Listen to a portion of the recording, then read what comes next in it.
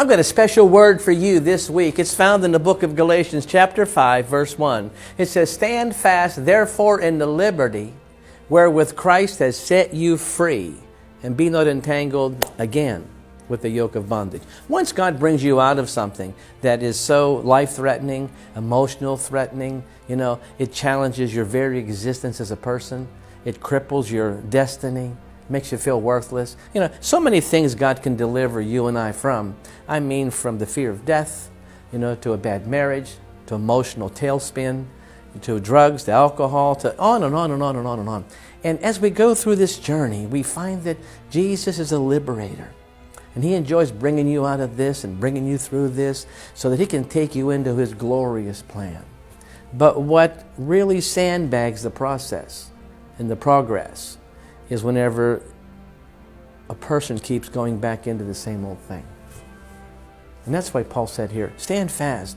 Don't be entangled again and again and again and again. You don't have to be hopeless. You don't have to believe what everybody else says. It took me 10 years. It took me 5 years. You don't have to live in other people's life like that. God's power is for you and it's for now. And if Paul said you can stand fast and not be entangled again, then you don't ever have to go back there. You don't ever have to be that person again. You don't have to ever be entangled in that kind of living and lifestyle ever again. There's enough power in heaven and earth to keep you from going there.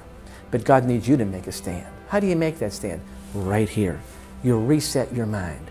You make up your mind today. When you make up your mind today, I'm not going back. When you make up your mind today, I'm done with that. When you make up when you make up your mind, because you'll be tested. Why will you be tested? Because the enemy don't like to lose anything he's ever had over you.